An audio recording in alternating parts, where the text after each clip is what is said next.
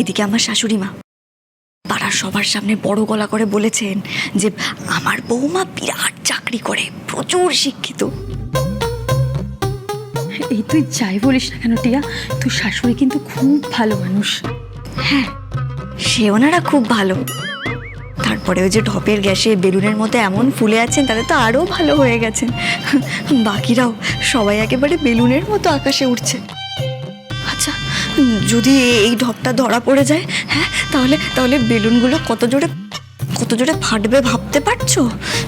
ওরে বাবারে, আমার তো এখন থেকেই ভয় লাগছে। ওরা ধপাস করে মাটিতে পড়বে। আর আমার হালটা কি হবে? হ্যাঁ, আমার তো মনে হয় আমার একটা চুলও রাস্তা থাকবে না, একটা মারও মাটিতে পড়বে না। আমার না মনে হয় আমাকে তার আগেই ঘাড় ধাক্কা দিয়ে বাড়ি থেকে বের করে দেবে। অষ্টমঙ্গল অব্দি ওয়েট করতে হবে না, তার আগে তোদের বোনকে ওই ব্যাগ ট্যাগ নিয়ে বাড়ি পাঠিয়ে দেবে। আরে না না, দাঁড়া না, এখন সব বলবি না। শোন, পরে বিয়ে টিয়ে মিটে যা, তারপরে বলবি যে তুই একটা ভালো চাকরি করতিস, কিন্তু পরে তোর কাজটা চলে গেছে, বুঝছিস? ব্যাস হয়ে গেল। কিরে, ভালো বুদ্ধি দিনি।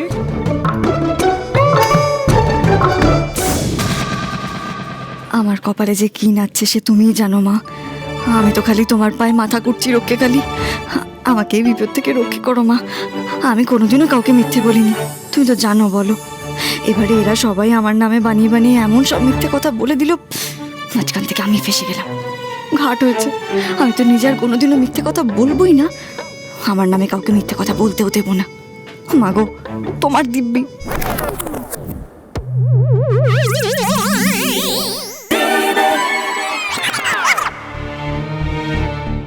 কি ব্যাপার শুনি? এইভাবে উকি ঝুঁকি মারছো কেন? নামো, চলো। ও, তুমি কি আগে থেকে তোমার মাকে ফোন করে নেবে? উনি যদি এসে তার নতুন বৌমাকে বরণ করে নিয়ে যায়। আরে বাবা, দেখতে পাচ্ছ না বাড়িতে একটা অনুষ্ঠান চলছে? ওই মেয়েটাকেই তো আমি বিয়ে করতে গেছিলাম। আমি পালিয়ে গেছিলাম বলেই তো রাজু বিয়ে করে এনেছে। তাতে কি হয়েছেটা কি? আচ্ছা, মুশকিল তো। আরে তাতে কি হয়েছে মানে? আরে ইয়া দেখো, তোমাকে এত কিছু ভাবতে হবে না, তুমি শান্ত হয়ে গাড়িতে বসো, আমি ভেতরে গিয়ে একটুখানি সিচুয়েশনটা একটু বুঝে আসি। এই শোনো, আমি কিন্তু এইভাবে বেশিক্ষণ একা একা চুপচাপ বসে থাকতে পারবো না, বলে দিচ্ছি। আমার যখন মনে হবে যে গাড়িতে বসে থাকতে আমার ভালো লাগছে না, তখনই কিন্তু আমি গাড়ি থেকে নেমে সোজা ভেতরে ঢুকে যাবো। এই না, প্লিজ এরকম করো না রিয়া, পুরো ব্লান্ডার হয়ে যাবে। দেখো, আমি ভেতরে গিয়ে মার সাথে একটুখানি কথা বলতে হবে তো। দেখো, বাড়ি ভর্তি লোকজন, এখন যদি দুম করে তোমাকে নিয়ে ঢুকে যাই না, তাহলে তো খুব বড় প্রবলেম হয়ে যাবে। আমি একটা কাজ করি, হ্যাঁ, আমি বাড়ির পেছন দিক থেকে গিয়ে বাড়ির ভেতরে ঢুকে গিয়ে ওই আবহাওয়াটা একটু বুঝে এসে তোমাকে এসে বলি, তারপর তুমি যাও। নাহলে সবার সামনে একটা বড় সিন ক্রিয়েট হয়ে যাবে। রিয়া, তুমি একটু শান্ত হয়ে বসো, আমি এক্ষুনি আসছি।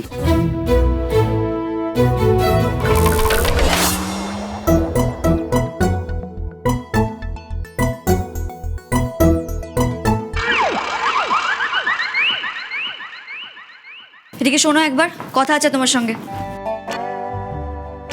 একটু আগে তো দাঁড়িয়ে দাঁড়িয়ে দাদা বৌদিদের সাথে কিছু পিস করে কথা বলছিল, এখন আবার কি দরকার, কি বলবে ভগবান জানে। আরে আসতে বললাম তো। বলো কি বলবে। বলছি, ও মা, এখন থেকেই তো বরকে চোখের আড়াল করতে পারছো না।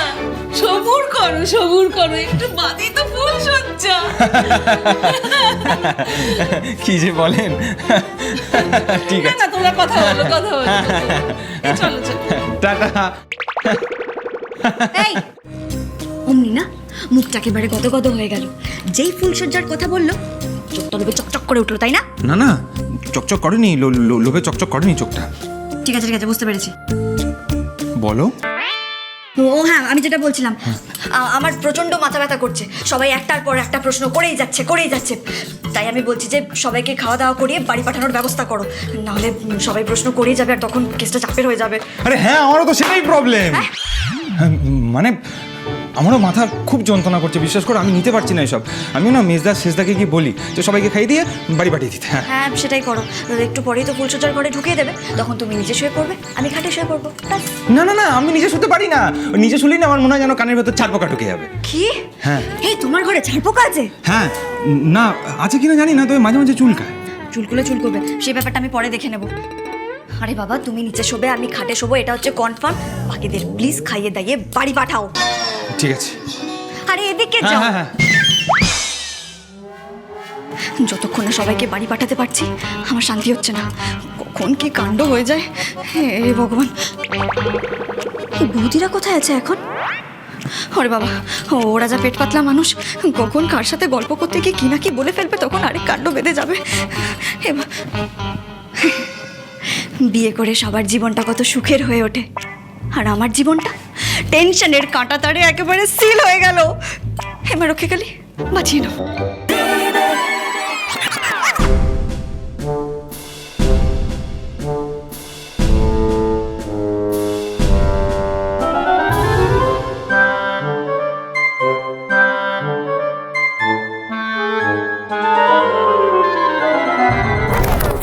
আরে বাবারে, একটু দেখে চলো বাবা।